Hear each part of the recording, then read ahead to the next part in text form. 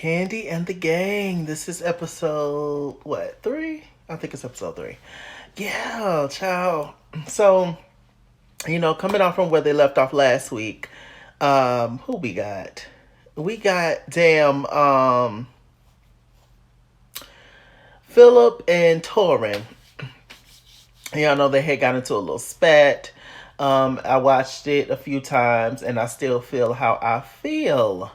And in my opinion, there was really nothing that Torin did wrong. Philip came at Torin first and Torin came back. It's as simple as that. As much as I like Philip, as much as I understand Philip, and as much as I appreciate what he's trying to do and what he represents, he goes about it all wrong. It's like you give some people a position, an authoritative position, and it goes straight up here. Like, yes, you are the manager and these people are working under you. Yes. But do you have to tell them and remind them every day? No. Should you still treat people with respect? Yes. When you're having a conversation with a person, why do you just expect for them to just sit back and be quiet and don't say anything? It's so weird. Like how he says that he wants his own restaurant. Philip, you got to know how to talk to people, sir, because ain't nobody gonna work for you. No matter how skilled you are or good you are at your job, you still have to be personable to people. Is that a word? I think. You still have to know how to work with others. It's so interesting. So many people that are so book smart. It's like they haven't been taught a class on just like human decency, it seems. It's so weird. It's so weird.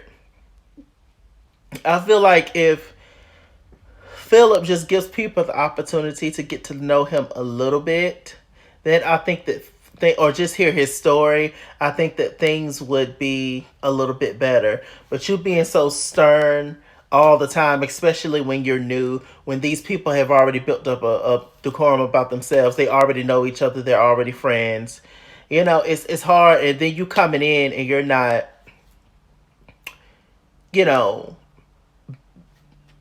I don't know. You're not trying to get to know them, I guess is what I'm saying. And yes, I do understand not being too close to your the people that you work with. I completely understand that for sure. But there's just ways to go around it, and it's just you cannot come at people the way that you do, sir. It's just never gonna work. And even if this was um your own restaurant, sir, I don't think he gets that. He lacks compassion and empathy, and he's not understanding at all. But I think that's what Todd wants. Todd wants a hard person to just come in and just rah rah rah rah rah. But first of all, Todd is never there, and second, it seems like Kandi is there. As far as the show, we've seen Kandi way more than we've seen Todd, and so it's just like you cannot just beat a person down like that when you don't even know. Like, I don't know. I don't know. But I definitely would not take a Brandon approach. Brandon don't do shit. So if a perfect manager, in my opinion, would be in between Philip and Brandon. That person is in between that, more Philip than Brandon, but just nicer.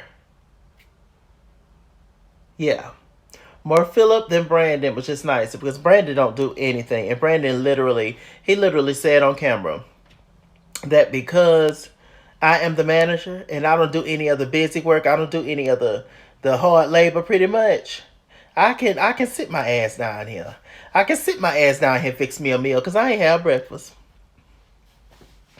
I don't supposed to be doing nothing but overseeing. And when I'm done overseeing, I can sit my ass down and have a meal and make Brian get up. I thought the manager, when people don't show up on time or when they're super busy or whatever, when they just need help. I thought that's when the manager comes in and just helps. Who cares if this is your job? You don't think anybody else doing other people's jobs that's lacking, that's slow, behind, or didn't even show up for work? Like, who are you? See,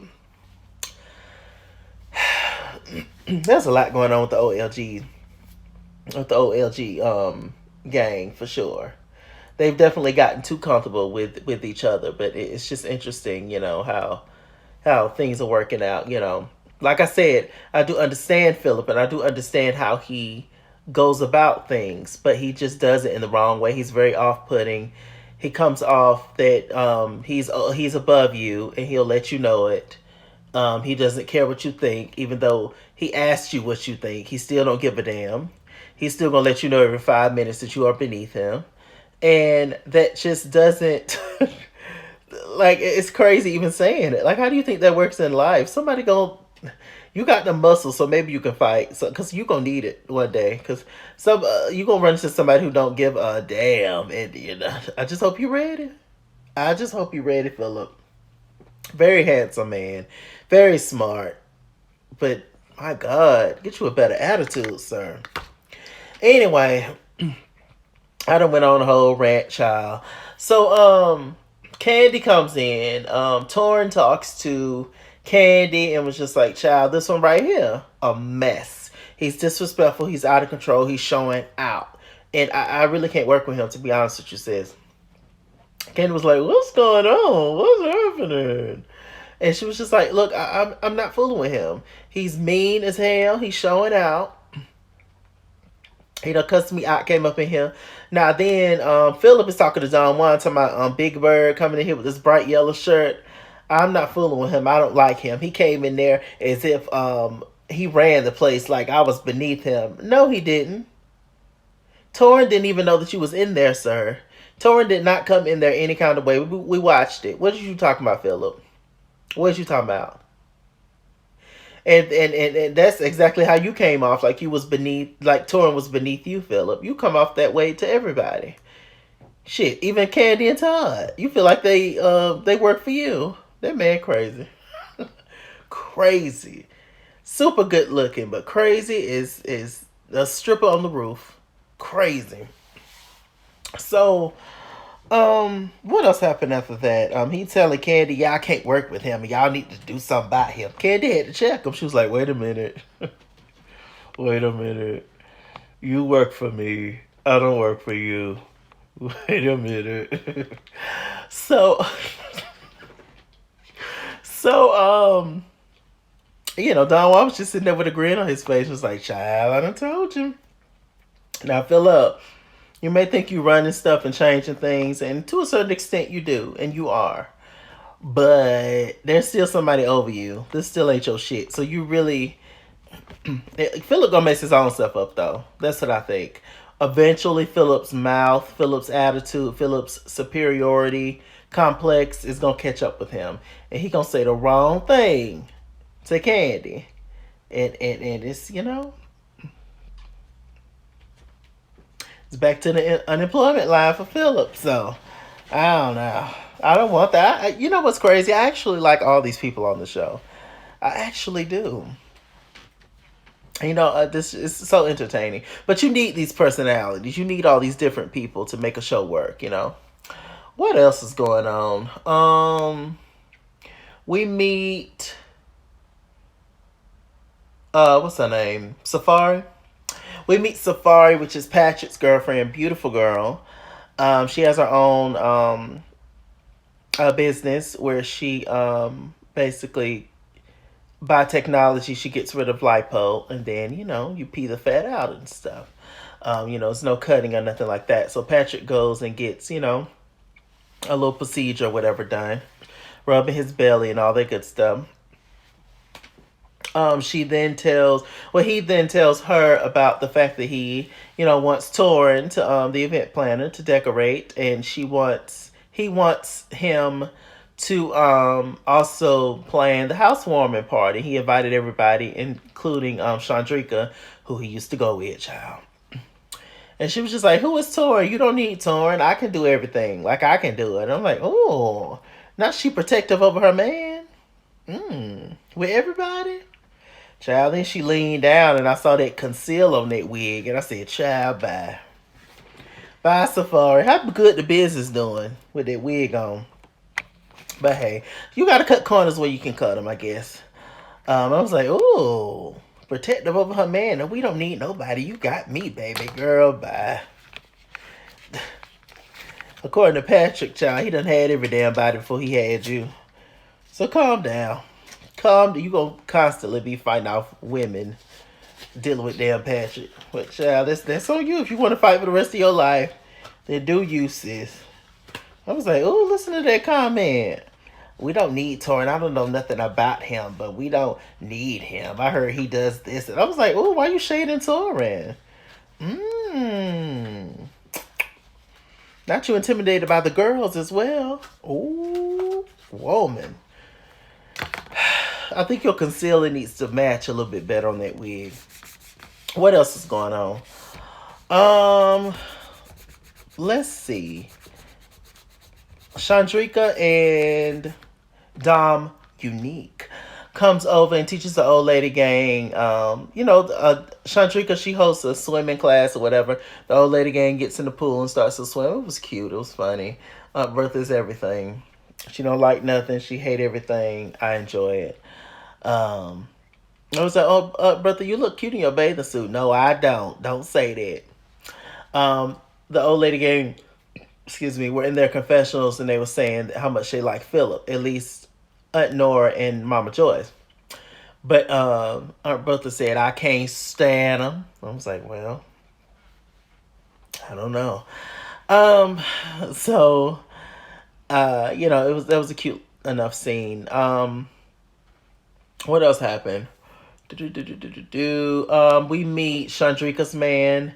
Y'all know Chandrika and Patrick used to have a thing going on. He's super cool and, kind of quiet and stuff, but apparently him and Patrick had gotten into it a little bit minute. So yeah, he seemed like he's cool, but he's not the one. Like, don't push too far, and I don't think Patrick wants any of that smoke. I'm sure Patrick can hold his own, but Patrick is more of a pretty boy than a fighter. At least that's what the vibe I get, and spoiled. But yeah. I like Patrick, and Chandrika's man seemed cool. What else is going on? So we at the restaurant. Like I said, Brandon was sitting there eating. And, let me see. And, he, no, this was another day. Anyway, we see Richard and Brian. They sitting there at the bar. And apparently one of the rules at the LGs is that the employees are not supposed to sit down. So, Brandon, after having a conversation with Philip, he decides to get up and tell tell Richard and Brian to get up. They're not supposed to be sitting down. And so Brian was like, oh, you gonna help my seat, child? And then he decided to get up. He laughed it off and got up. But that same day that I was talking about where Brandon was just sitting down, Dom Unique, she was late. They say Dom Unique always late. And the sinks was backed up and everything. People needed drinks and he wouldn't help her with nothing, Brandon. And he was just sitting there waiting for Dom to come. But he got a crush on Dom. And that's how that whole thing. And they'll be a beautiful couple, by the way, but not at work. Be professional at all times. That's why couples shouldn't work together. It's always gonna be a mess. Always gonna be a mess. I said, now look, you can't do that. So don't you know? After Brandon got up, he made his little comment, but it was a joke. It was regular Brian personality. Don't you know Brandon walked his ass down there and told Philip that Brian was being disrespectful. He had like an attitude. And don't you know Philip went straight over there to Don Juan to talk about Brandon and Brian as if this was a big issue. What did Brian say to you, Brandon, that was disrespectful? He didn't say anything. But you went right to Philip. Now, so I'm like, oh, so you the kiss ass spirit. Okay. I get it. I get you kissing up to your new boss, Philip. I get it. Um, so it's Don, Juan, Philip, Brandon, and Brian, and they're talking, and Philip is, he pretty much went off on Brian, and I said, oh, so this is a little bit of animosity left over from Torin, you and Torin's issue, because you can't be that mad at Brandon. Philip has not said anything about Brian not working. I keep confusing Brian and Brandon. Y'all know what I'm talking about. You've never said anything about Brian not working. We've seen Brian working since he been back in the shop. It's some of them gals that don't do nothing. But we be seeing Brian twirling around and getting orders. So I don't understand. He was just like, well, you don't do nothing, and oh, I can't work with this. And Philip was just real nasty. And I was just like, ooh, Philip. Don Juan took Philip outside, took Brian outside, and Philip just in there steaming, child, and Brandon done walked off, child. Now, I think after Brandon told, he wasn't expecting it to be like a big issue. I think that he felt bad, Brandon. Once it was all said and done, I don't think he meant for Brian to like get in trouble like that. But Philip was already on one. And Philip's attitude is, a lot. A whole lot. So Don Juan talks to Brian outside. Brian was like, look, Don Juan, everybody says the same shit about this boy. He is out of control. And Don Juan was just like, look, but this is your job and you need to get together. So they have temporarily suspended Brian. And Brian is a big part of the show. Everybody like Brian. So, I don't know. I'm sure he's still going to be on the show, though. Anyway, the final scene was Brian talking to Torin. They had met up at an ice cream shop. We had found out that Brian's sister had committed suicide. Bless her heart. And, that's a part of the reason as to why he started drinking super heavy and everything. He's been through a lot, just in general in his life. And Torin, being a good friend, he held his hand. He was just like, look, I absolutely love you. I rock with you fully. You are my friend, and I'm always here for you. And, it was a beautiful, beautiful moment. And I think it's just super important for men, regardless if they're straight or gay, to have those kind of conversations with one another. We've so been taught to not show emotions and all that, but not showing emotions is what causes people to blow up and act a fool. And if you wonder why most of the murders and killings and all this is usually men, well,